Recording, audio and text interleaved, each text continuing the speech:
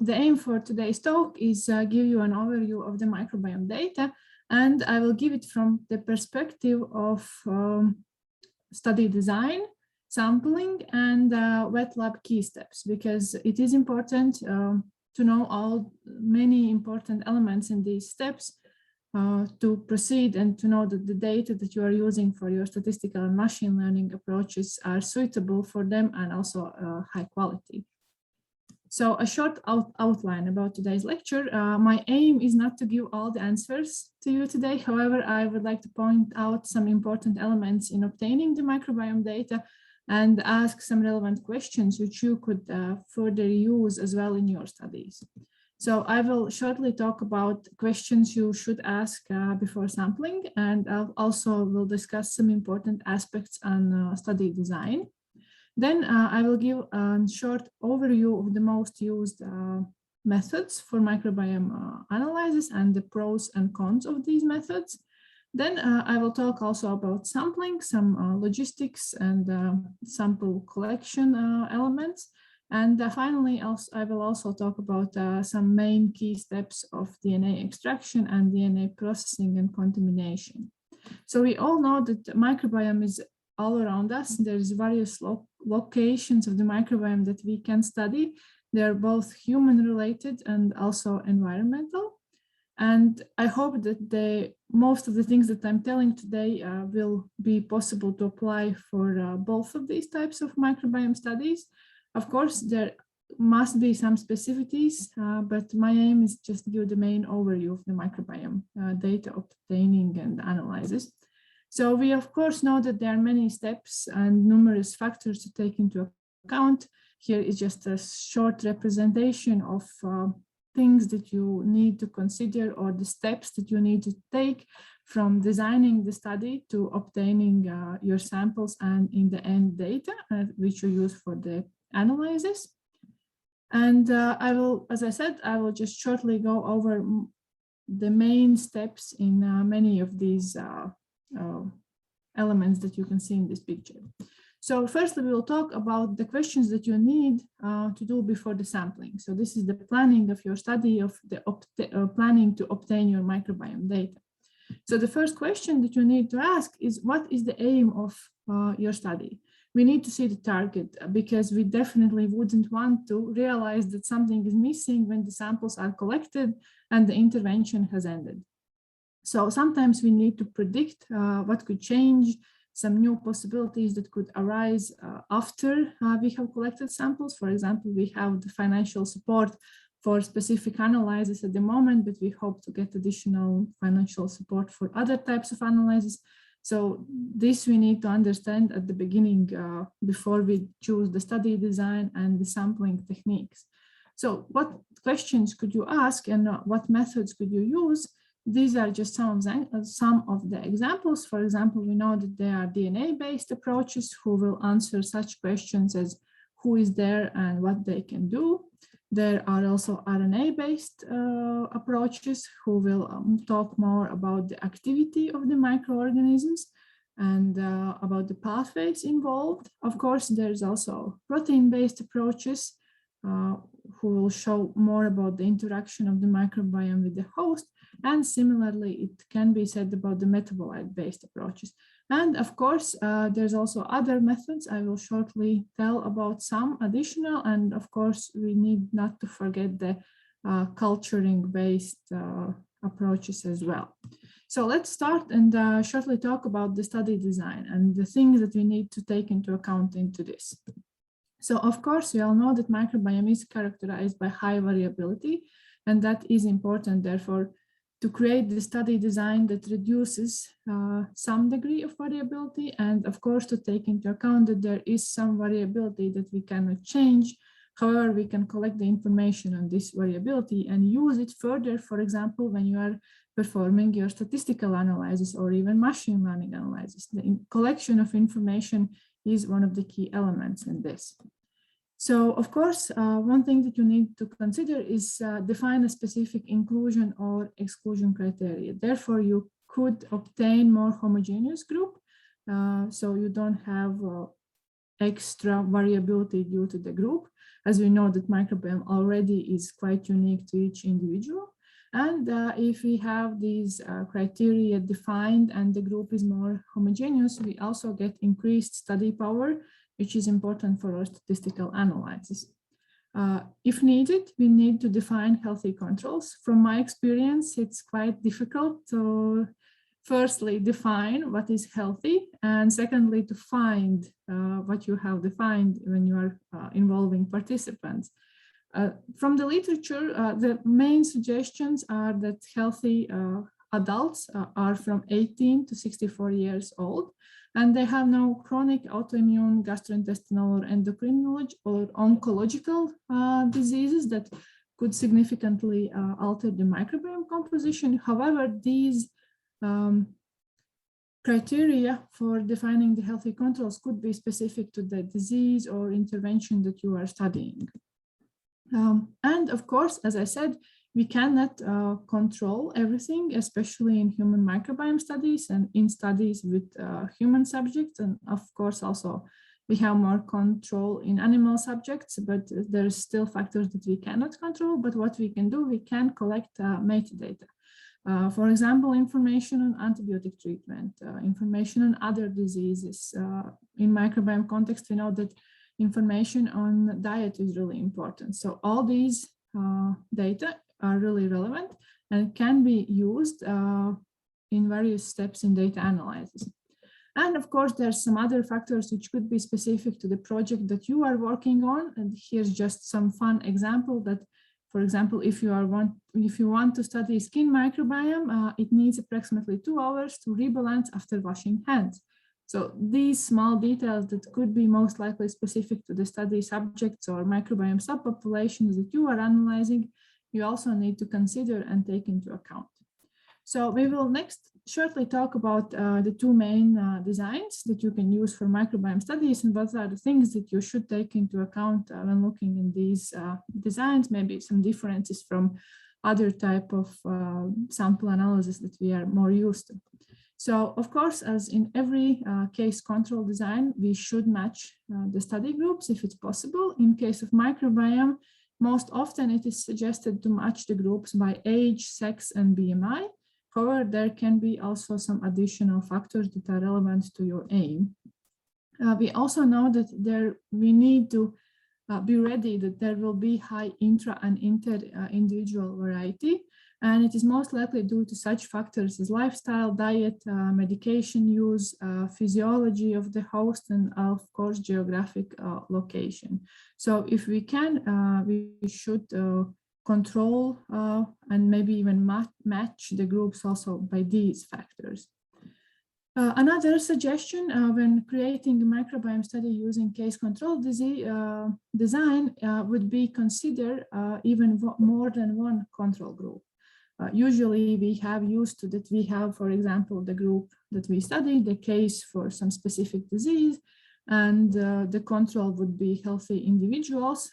However, to increase the study power, we could find some additional control groups, for example, asymptomatic patients or different stages of disease or therapy response to get increased study power and more information on the condition or intervention that we are analyzing. And of course, there is an important aspect of time of sample collection in these case control designs. There have been some studies that have shown some fluctuations during the circadian rhythm of the host. However, more importantly, I would say this is important for geographic locations where the seasons are quite distinct. For example, in my country, I'm greatly confident that the microbiome would be different if we collect it in midsummer, where we have midsummer festival and there's a lot of cheese and strawberries in the diet, and if we collect samples from the same individuals during Christmas when we have a lot of sweets and mandarins and so on. So these are the factors that should be taken into account, so we don't get some differences if we, collect the cases in summer and controls in winter. So that could be maybe a problem. So we should consider this. And of course, this is just a fun example that if you're talking about case control studies, some researchers have proposed that the perfect control group could be monozygotic twins. Here is in slide you can see pictures and results from publication where they're compared monozygotic and dizygotic twins, and we can see that the distance in microbiome are smaller in those monozygotic twins. Of course, when they start to live apart, the difference again increases. However, this is an interesting aspect to consider. So next we will talk shortly about the longitudinal design. It is also quite often used. I also, in my experience, if it's possible, I quite prefer this design. It has many advantages. However, of course, there is also some caution needed. So firstly, we need to ask some questions about our study before we choose the longitudinal design, and we need to take these into account. So for example, how many time points are we going to have? Will it be only before and after the study, or will it be some time series? Because this will also significantly impact the possibilities for data analysis. I hope my colleagues today will tell you more about the details on that. But of course, if there's many benefits for longitudinal design, but I think that currently there are also quite a lot of challenges in data analysis in longitudinal design. Then we also need to answer the question if the longitudinal study will be just observational or there will be some intervention. Maybe we want to collect samples at the baseline before the intervention, and so on. And also, as I already mentioned and told you, the seasonal impact and sample collection time is quite strong in long-term longitudinal studies. So also there are many benefits in longitudinal studies. So I already mentioned that first sample can be used as control, so you don't need additional control group. And also there is increased study power. It also has been quite widely described. But if we talk about some minuses to this design, it would be that, of course, we need to be ready that not all patients or participants will be able to participate in really long-term longitudinal studies, or there might be some personal factors affecting that, or also the subjects might need to start some specific medication treatment. Most often it will be antibiotic treatment, which in most cases makes the sample not suitable for further analysis. So these are the factors that should be taken into account. As an example of advantages for the longitudinal design, I would like to share this publication. So there was a recent publication on defining a healthy plane using the longitudinal data of the microbiome. They studied microbiome dynamics in inflammatory bowel disease patients.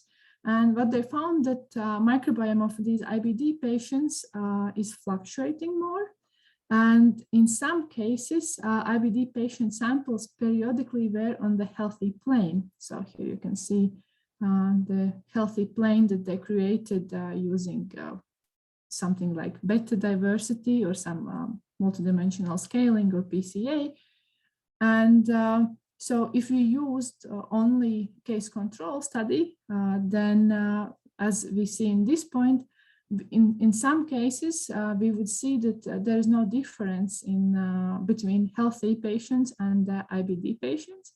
But as they used the longitudinal design, they could see the fluctuations, and this, I think, quite clearly depicts some of the advantages of the longitudinal studies that we can, and also the risks for case control studies in the same way, because we may just not see some differences because of the current time point.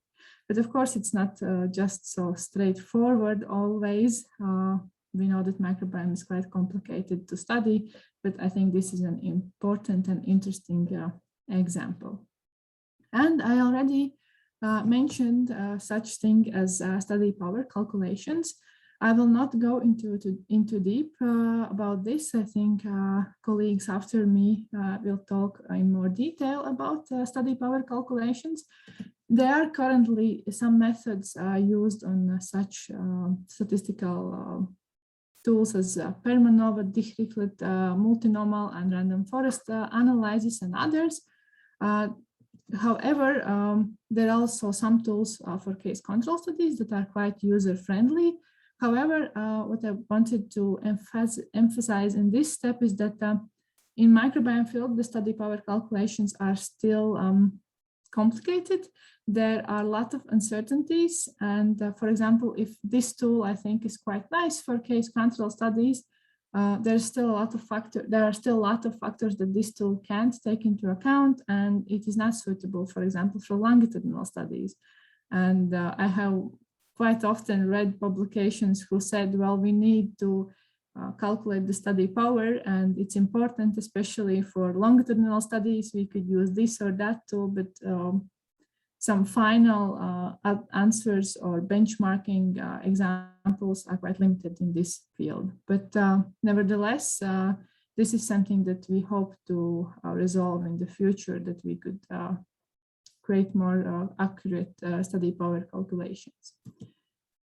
And yeah, in the end about the study design, here I also wanted to share some small example. For example, if you are wanting to create your own microbiome study, you can definitely use some checklists that involve evaluation of the steps that I already told you, and many more. This is just an example from one nice publication about the steps that you could analyze and evaluate in your study before you start.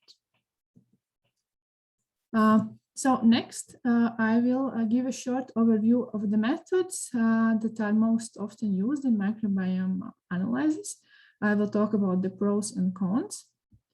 So this picture, of course, it's quite, I think, often seen about the various types of analysis that you can perform after obtaining samples for microbiome analysis. And as I said, I will just look at some of the most often used, and we'll talk about pros, cons, and of course, I will try to emphasize some of the most important pros and cons. I am aware that it's not possible to cover everything, but I hope it will be suitable to give you some guidelines for choosing the appropriate method for obtaining the microbiome data. So firstly, we will look at the culture dependent methods. So as I said, I will summarize some pros and cons, and also in the corner of my slides, when I talk about methods, it will be possible to see what kind of microorganisms you can analyze and what is the amount of data that you have obtained.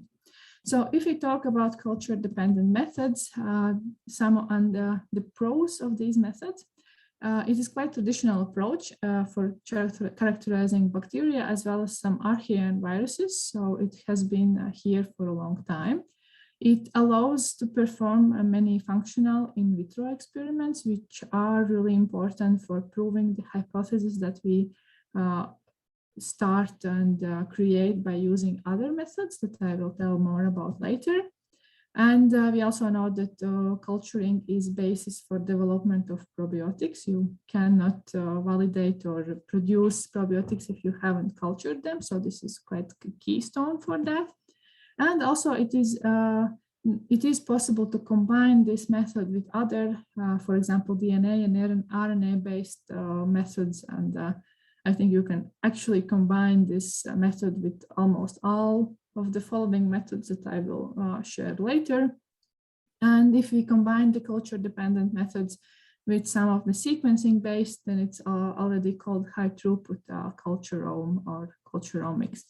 If we talk about the cons of this method, it can be quite complicated due to, for example, anaerobic microbiota, which is more complicated to grow, and also interaction between specific taxa, which complicates situation if you want to create a specific culture of specific bacteria, and for some reason for it to grow some other bacteria are needed. So it's really, it can be complicated to find out what are the metabolites or interactions that are missing for you to grow some specific bacteria. And of course, the information is limited to the corresponding knowledge and skills. And I would say that still relatively low percentage of microorganisms for which we know the culturing conditions. I think one of the latest publications told that the pure cultures have been created for example, for about 50, almost 60% of bacteria that we can find in human gut microbiome. Of course, it's quite a nice number, but there is still that we don't know and can't analyze using this method. So next, we can use some PCR-based arrays. So for this method, we can detect one or some number of specific microorganisms. And this method is really fast, and it's most often suitable for diagnostics and forensics. And yeah, here are just some examples of this method being used. About the minuses, the data are definitely limited to the array. You don't see some extra. So for example, you're analyzing one specific bacteria, and then you decide that there might be another bacteria that you want to take a look, but this bacteria isn't in your data. So you should either perform additional PCR-based array or some other method for microbiome analysis.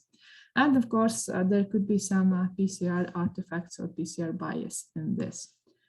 Then next is analysis of marker gene amplicons. This method has various types, you could say barcodes that are being used. We already quite know these that I have put into the slide. So 16S rRNA for bacteria and some archaea. 18S rRNA for eukaryotes, and ITS for detection of fungi. So this method also is quite fast, and it's widely used, and you can obtain information about most of the present microorganisms that correspond to the marker gene. For possibility to use the marker gene analysis, there are low biomass requirements, which is quite beneficial in the cases where you have to work with samples with low biomass. And this analysis method is also suitable for samples with high abundance of host DNA, because as we already established, it analyzes the microorganisms depending on the marker gene. And there's also a high number of publicly available data if you want to compare your data or your results, or do some additional analysis or validation of your hypothesis. So this is quite beneficial. If we talk about the cons, then the number of marker gene copies can be variable. It's not that every bacteria, for example, have only one copy of the 16S RNA gene. There could be multiple copies, and it can further impact the results that you are obtaining. This method mostly can classify up to genus level.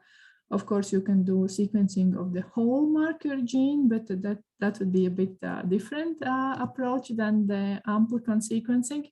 Resolution also depends on the chosen marker gene and its region. As we know, for example, the 16S gene has 9 variable regions, and there have been a number of studies establishing the differences in the resolution of the taxonomic profile depending on the region that you are using for your study. And of course, it also complicates the possibility to compare your data with other studies, because various regions are used. Of course, we don't have information if the detected microorganisms are dead, alive, or active if we are using this method. There's also PCR artifacts and primer specificity that could impact the results. And we could get also some false positive results in low biomass samples, most likely due to some contamination from the environment or also reagents. And there's also quite limited data about functions. With these analyses, we mostly get the taxonomic composition. Of course, there has been suggested usage of some prediction tools of functional profile. However, it's still quite unclear whether this is a good choice to do. Next, I will shortly tell about shotgun metagenomics. So with this method, you can obtain the most of available genetic information in the sample. Of course, the amount is dependent on the sequencing depth, and you can obtain resolution up to species and even strain level. And information you get both about the taxonomic and functional profile. So some tools give you information about gene families, pathways, and so on. And also it's possible to perform additional analysis like de novo assembly. If we talk about the minuses, so we need to take into account that if you analyze all the DNA that is in the sample, then part of the data will be taken by the host DNA, and it is usually filtered out in the sample or data processing steps. However, it will increase the cost of the sequencing as you are interested if you are interested in the bacterial DNA in your sample. There's still some incomplete information in the reference databases, and there definitely will be some differences in your results if you are using different reference databases and so on, both for taxonomical and functional profile. For comprehensive microbiome characterization, high sequencing depth is needed. Of course, there's such thing as shallow shotgun metagenomics and other things. However, if your target is to analyze everything, also the rare taxonomic groups, then yeah, the high sequencing depth is needed. And of course, now information if the microorganisms are dead, alive, or active. And there could also be some assembly artifacts when using this method. Then about metatranscriptomics. So there we analyze the RNA in the microbiome. We can identify live organisms. Most likely it will be done in combination with marker gene analysis or shotgun metagenomics. It depends, but we can see which ones are alive in our sample. This analysis gives us also information about some dynamic inter-individual differences and dynamic reactions to some interventions. And so we can evaluate the microbial activity, including the response to intervention or other factors that we are evaluating. If we talk about the minuses and complicated things in metatranscriptomics, the sample collection and storage is quite complicated, as we know that RNA is not so stable as DNA. So if the sample collection procedure is unsuitable, we can just lose the RNA, or it can be degraded, and in the end we will get biased or incorrect results if we don't take this into account. This method is still quite expensive, and the sample processing is more complex than for DNA-based approaches. There is also contamination of host genetic material, and data can be affected by microorganisms with high transcriptional activity.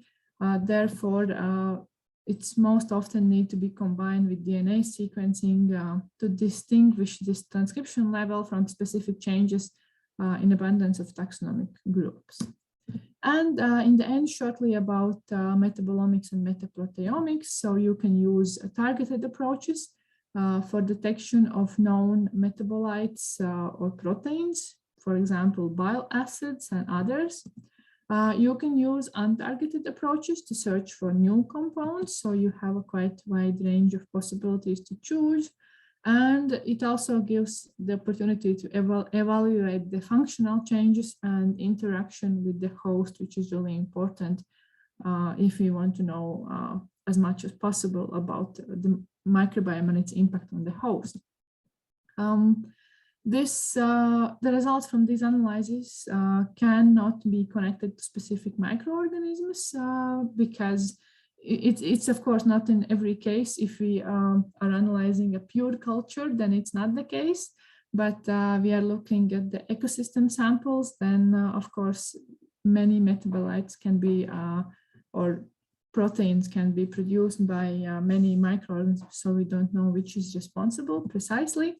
These methods are also quite expensive and complex, and also there could be, or there actually it's quite known that there is differences in the stability of the metabolites or proteins that you are planning to analyze. For example, some may not sustain any freezing or thawing. Some may just degrade when the time is passing, and some may just be okay there even after, I don't know, 7-10 times of sample thawing and so on. So this need to be taken into account, and it also can be complex if you, for example, have just one sample and you want to analyze more than one metabolite or protein, which is usually the case.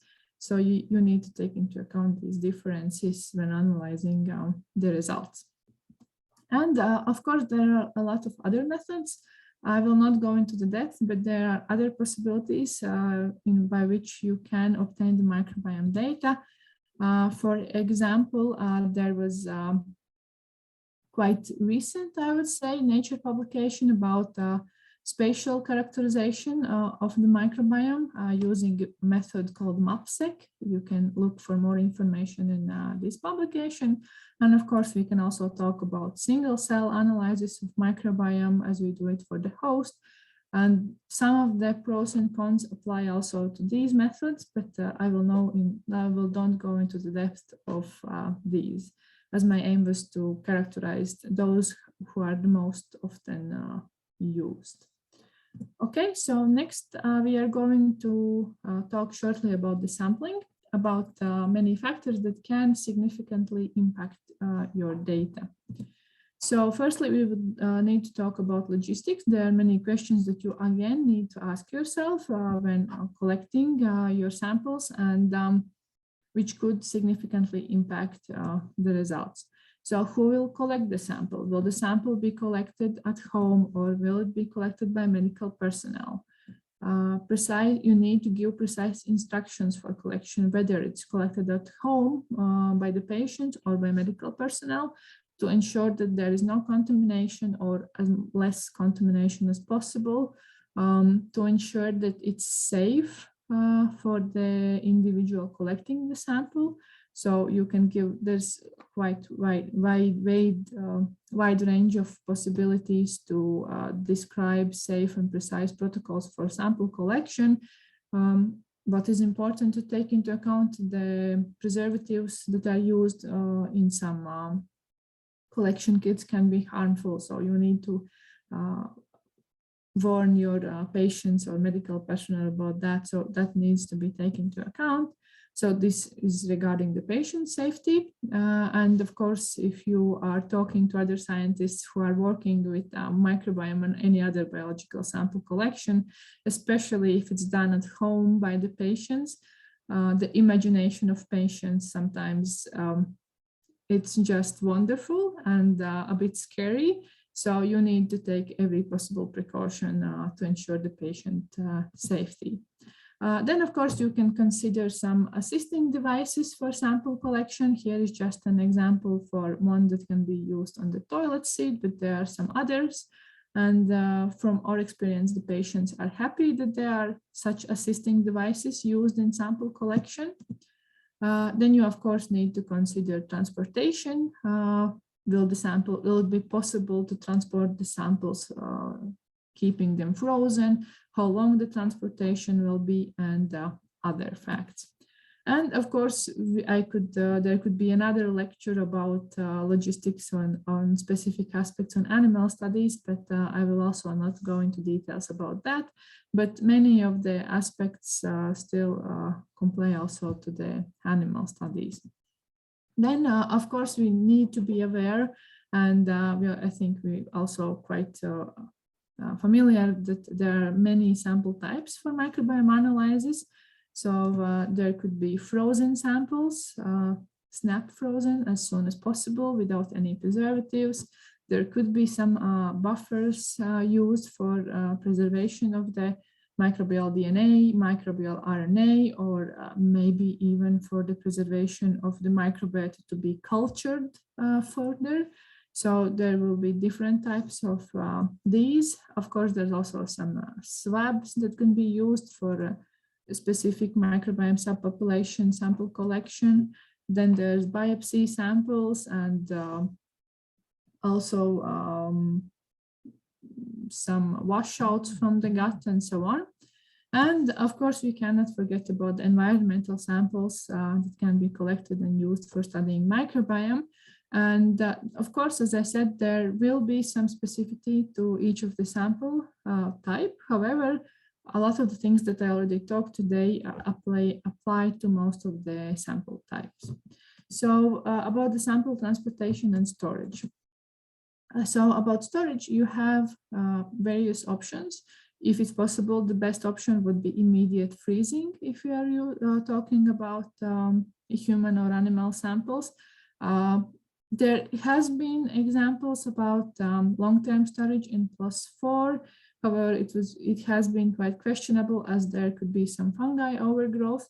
And studies, I think high number of studies have shown that also room temperature is okay for up to 24 hours, that the microbiome community is not so changed. Of course, it only works if you are if you're planning to analyze the microbial DNA and not planning to grow these bacteria. And of course, I think about RNA data, this is not so certain that this would be suitable. If it's possible, you should avoid thawing and freezing cycles. What you can do, you can at least already at the beginning collect samples into aliquots. We are also using that in practice. I know that there are colleagues who collect the samples, don't freeze them. For example, if you collect the samples in hospital and the place of collection, the samples are as soon as possible transported or given to the medical personnel, where the samples are aliquoted before freezing into smaller aliquots, therefore ensuring that you can perform various types of analysis, just dividing one sample before freezing. So there could be various ways that you could adjust your sample collection to avoid this. And of course, there's possibility to use some stabilizers. These are just some examples like RNA-later, some Omnigen kit, eSwab kit, and so on. These are just some quite popular examples. You can also definitely find a lot of publications who are discussing, testing, and evaluating various sample collection kits, conditions, storage conditions, and everything. So this again is just an example where, yeah, it's possible to look at the PubMed and find information on the collection and storage conditions that are most suitable for you. Because I know that especially if you're working with patients, it can be difficult to get the samples frozen immediately, or it can be difficult to use specific buffers. Or of course, if you are wanting, for example, do a metabolite analysis, you need to check if the preservative that you are planning to use is compatible with any metabolite analysis, if it will not impact the results. So these are a lot of questions that you should consider before starting the sample collection. And you don't need to test everything by yourself. I think a lot of information is already out there, and I would suggest that you just search it and find the best suitable way for you. So we are coming to the end of my presentation. I will shortly talk about DNA extraction. We know that there are various kits available for DNA extraction. However, I will not go into detail into various kits. I know that there is various reasons why someone uses some specific kit. It might be the availability, it might be the price, it might be that you have already most of the samples analyzed historically with the specific kit. So the reasons might be different. However, I want to emphasize that the first step is the key, and that's the one that I will shortly talk about. So the cell degradation. We could choose mostly between two methods, enzymatic and mechanistic. So it depends if you are lysing the cells by some reagent-based methods or some physical methods, most likely some beads added to the sample for the homogenization. And why this is important? Because we know that bacteria can be divided into gram-positive bacteria or gram-negative bacteria, and the gram-negative bacteria have, I would say, thinner cell wall than the gram-positive bacteria. And if the method that you are planning to use for the cell degradation is too mild, you might get quite okay profile for the gram-negative bacteria.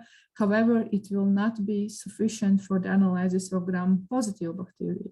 And on the other hand, if the method is too strict or too heavy for the cell degradation, then you will get okay profile for the gram-positive bacteria, but it may be too harsh for gram-negative bacteria, and it will not only degrade the cell wall, but also the DNA present, as harsh method would faster degrade the cell wall of gram-negative bacteria. So you need to find the middle way in this. I know it's not sounds complicated. However, I think most of the kits that are already available take this into account. So if we look at the available options and the information in the scientific literature, I would say that mostly the mechanistic cell degradation method is used. And in some cases, and actually I would say currently it could be even growing and becoming as one of the most popular, would be a combination of these methods of the enzymatic and mechanistic. I think that, yes, the inclusion of mechanistic cell degradation, whether alone or whether in combination of enzymatic, it would be the golden standard for microbial DNA extraction. We also have tested this in our lab, and we saw that the microbial profile is significantly changed if you use kit that offers only enzymatic cell degradation. That it shouldn't. It creates significant bias. And I also would like to share some examples with the effects of different processing steps. So here. You can see quite a number of pie charts. So what we can see here, I will shortly tell you. So each column represents different microbial DNA extraction kits. So we have extraction kit 1 in the first column, extraction kit 2 in the second column, and there's the third column.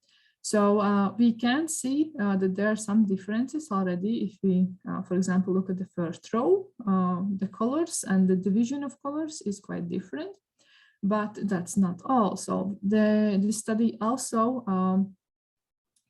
compared if the samples are collected and frozen without any preservative. So this would be the first and the third row. And if the samples are collected with some buffer, I think this is Omnigen collection kit. So this is the second and the fourth row. And the first two rows represent here samples frozen at the beginning of the collection. And the second row represents samples that have been stored for 14 days. And if we take a step back and take a look at these pie charts. And if we take into account that actually these pie charts are representing one sample just collected or extracted or stored in different ways, well, that raises a lot of questions, I would say. And of course, some concerns, because if you would look at this picture just without knowing that this is one sample, I think most of us would not guess that this is one sample. We definitely can see some differences. Of course, we can see that this Bacteroideaceae is still dominating in almost all samples, but almost, so not in all. And there are some similarities, but however, the differences are quite high. So we see the combination of these all factors.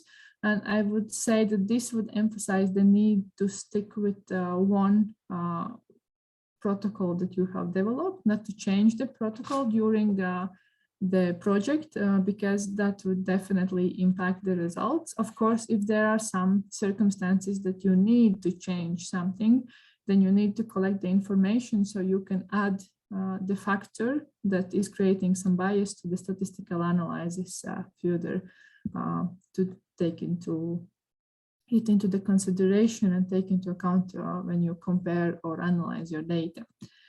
However, it's not only so bad.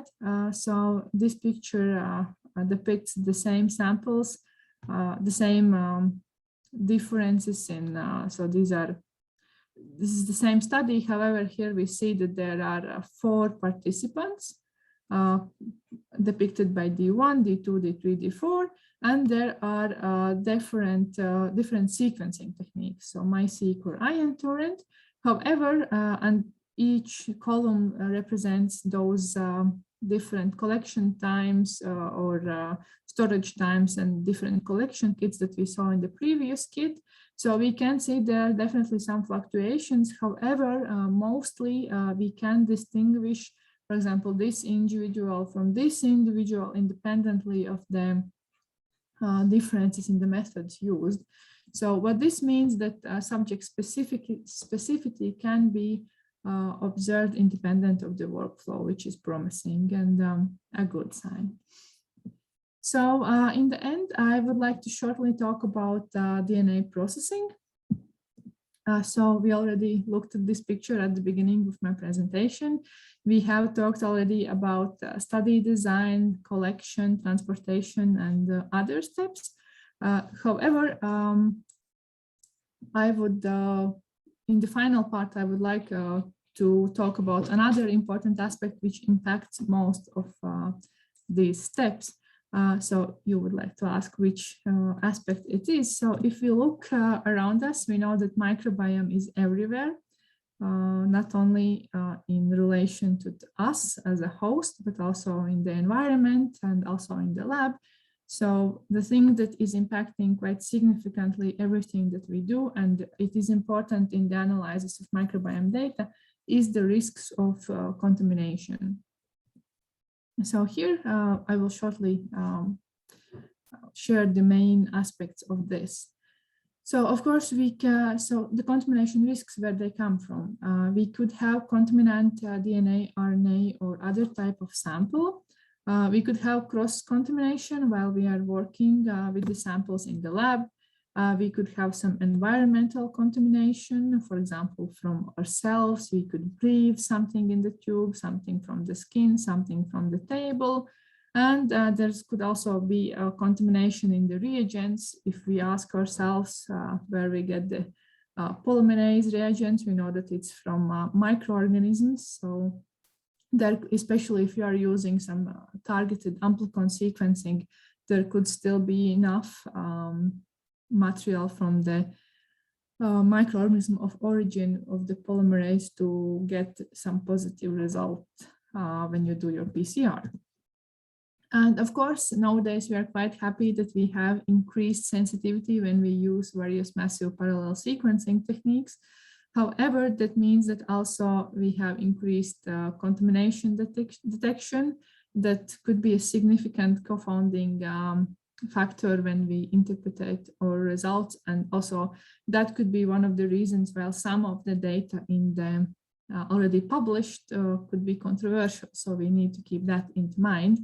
So here's also one nice example that I quite like. So we see that the input sample for both workflows are the same.